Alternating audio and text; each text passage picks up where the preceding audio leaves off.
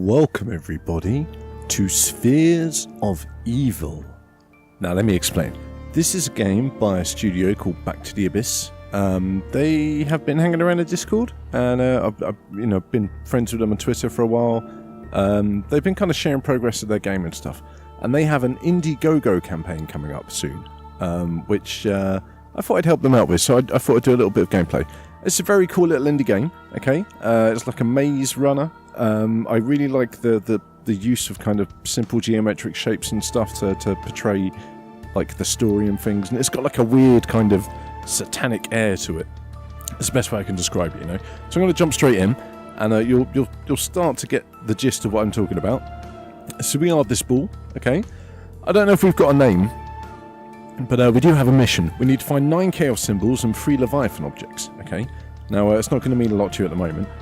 We can roll around, as you can see, like we're in this maze, and we've got this very kind of creepy, spooky music going in the background as well. So here we go. Maybe we should do like a satanic voice, you know. You've just picked up an object.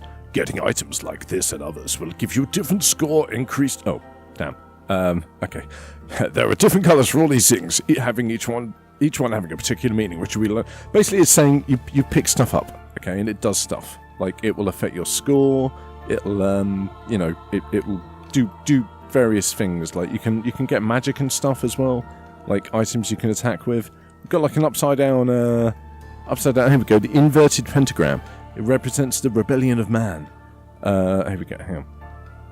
It's known as the sigil of Baphomet. What's next? The 2 points facing upwards represent Satan or Azazel. A spinning pentagram, oh my god. It goes through the text pretty quickly, I've got to say, like I don't get a chance to read it all. A spinning pentagram indicates levels exit. Okay, so we're looking for the spinning pentagrams. The pentagram is also used in invoking rituals. Celestial beings initiated rituals everywhere in order to trap demons.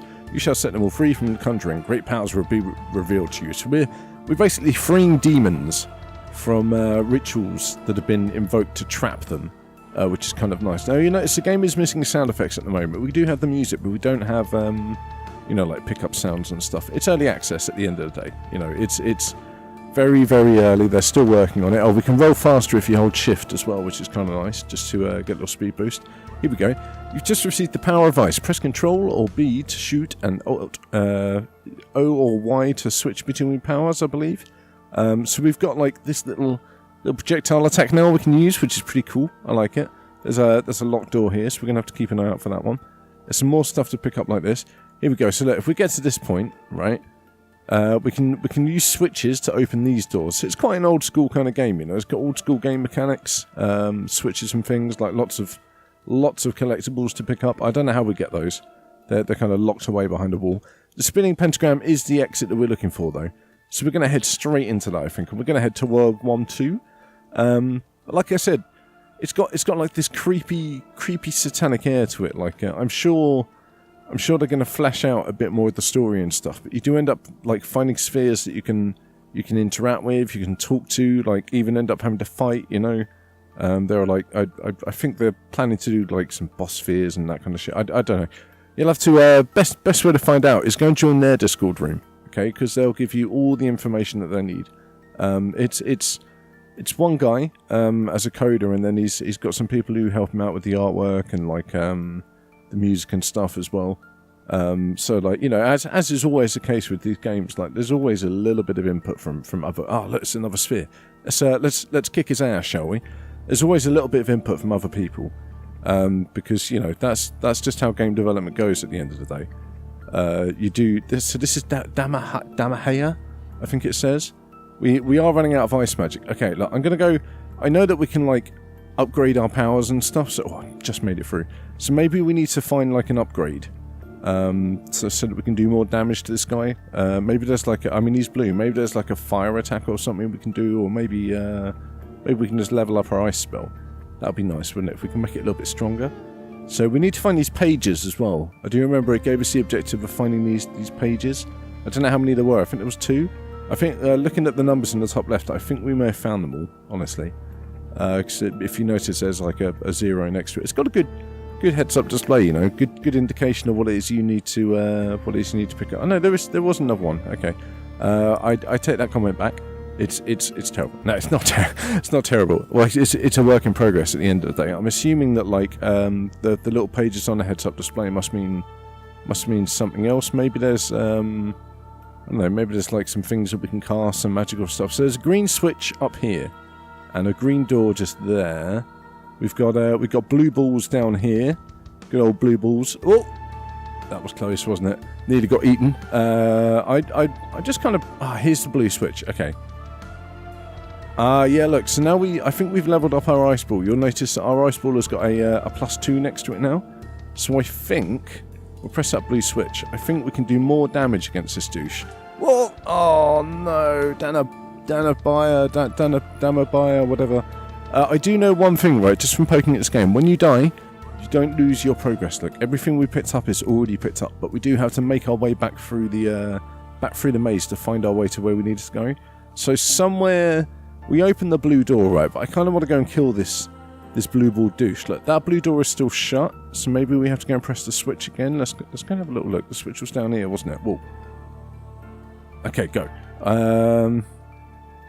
Right, so the switch is on now, I think.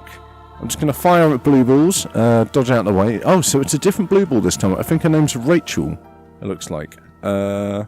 Rochelle, maybe? I don't know if that's like a demon name or a angel name or something, but... Here we go. Fuck you! Ah, okay. Oh, there we go. Yeah, look at all those points! 2,500 points. Now, I don't know what points equate to. Other than maybe prizes, you know. But I do think we can get out the exit now. We've opened up the blue door. Here we go. And we can press this switch. We'll open up the green door. Is there anything up here? No, nothing up here.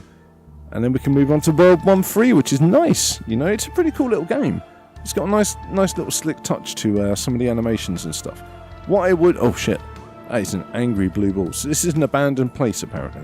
It does look like a little building, doesn't it? I don't know what demon it is we're looking for this time. I'm assuming that... Oh, look at that sneaky switch hidden up there in the corner. I'm assuming that there must be a demon that we're trying to free, because that was what the story seemed to imply anyway, wasn't it?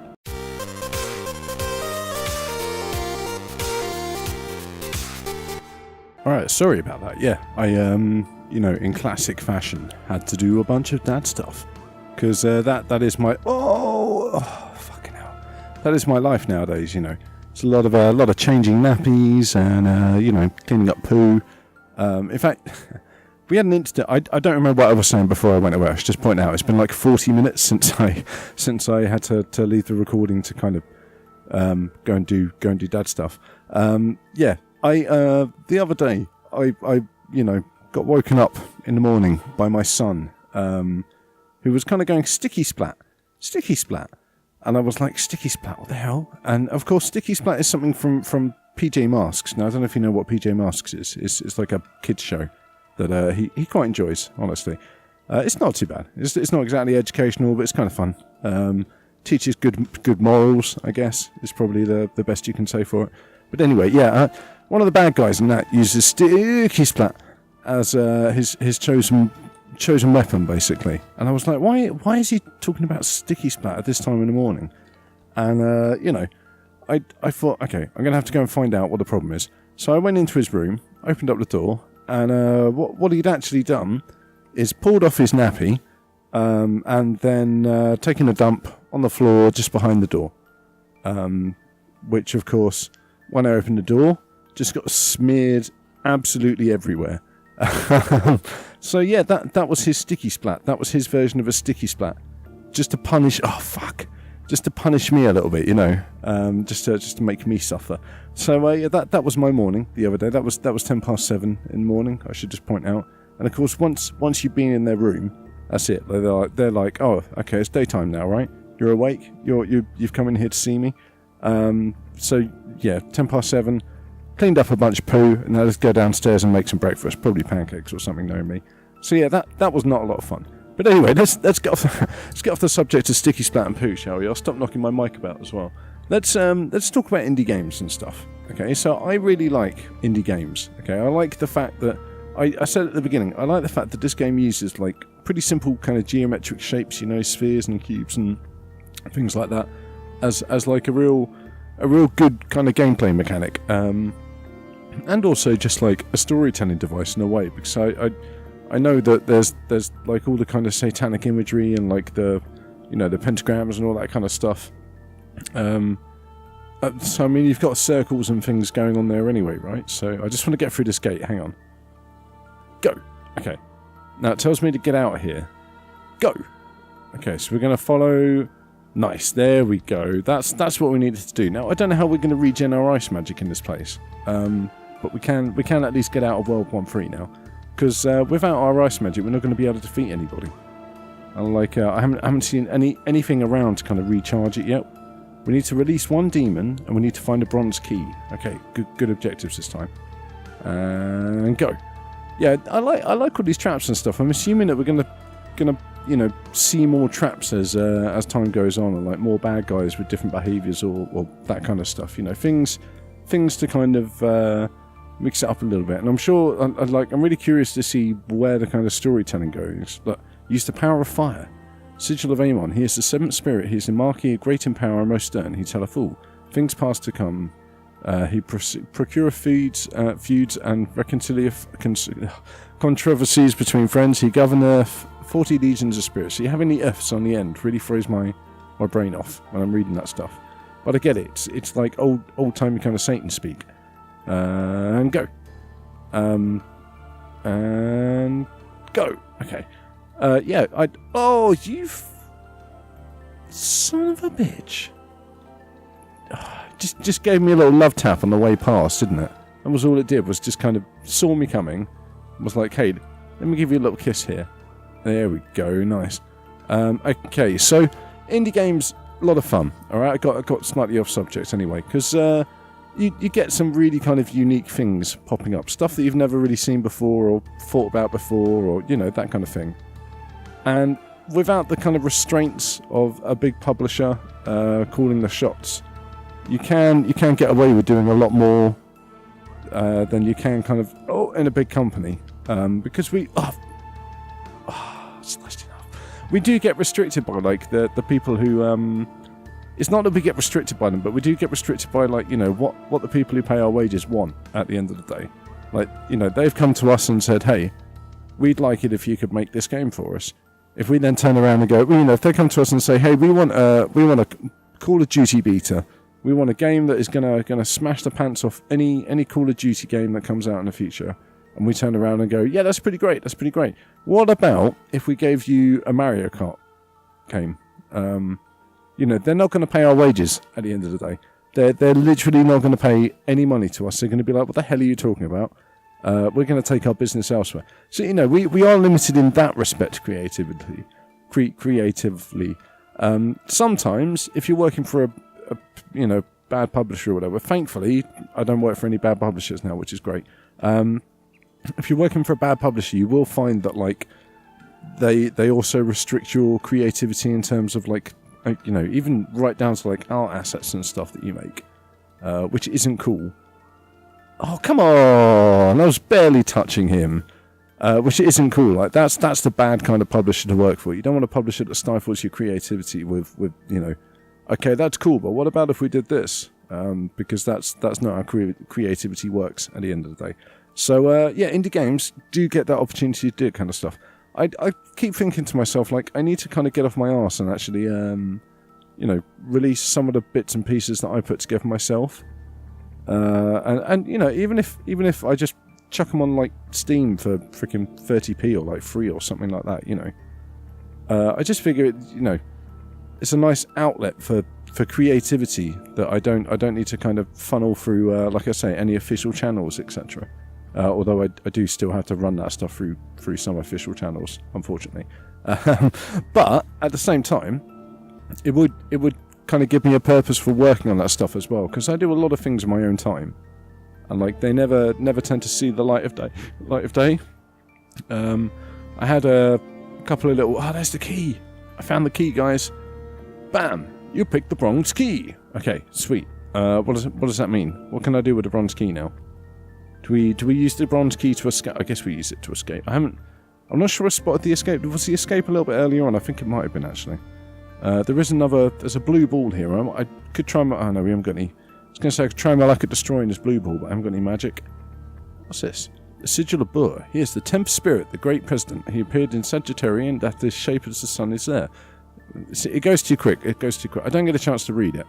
It makes me sad, because I would like a bit more time to read it. Maybe if developers watching, you could kind of... I don't know, maybe make space, like, progress the text, if you know what I mean, in that situation. I don't know if there's a reason not to. I guess from a game design perspective, it might make it a bit tricky for the player if, you know, they go to press the action button and it doesn't actually perform an action. Instead, it does something different. Why is there a huge amount of fire over here? What am I getting myself into? Whoa, there we go. Nice. Okay, so I think we're home free to this fiery patch over here now. What's going on up here? There's another blue door. No, I don't want to go that way. That way looks scary. Where's this green ball going? I know he's going to appear somewhere. There he is. Okay, it goes this way. All right. So what's the demon of Amon is trapped in the pentagram. You'll need the bronze key from World 1-4 to open the door and release him. Oh no! I have to go back to the corner, don't I? Okay. You know what? I think we're going to leave it there. Like, if we went and got the key, we could have released the demon, and then we could probably get to the pentagram, which is pretty cool. Okay, it's a nice little prospect for a game. So I want to say thank you very much for joining me on this weekend whatever, this random weekend whatever. I don't even think I mentioned it was a weekend whatever, so screw it, it's a weekend whatever. Don't forget to check out like this game's Indiegogo campaign. I'll try and link it in the description. I think it's starting like in a few days. If you're watching this video in the future, might still be there, might have missed it. Check out the link and have a look. Who knows? Maybe it's been successful and they've been funded. So don't forget to like and subscribe. You know, leave a comment. Let me know what you're thinking, and I will see you in the next video.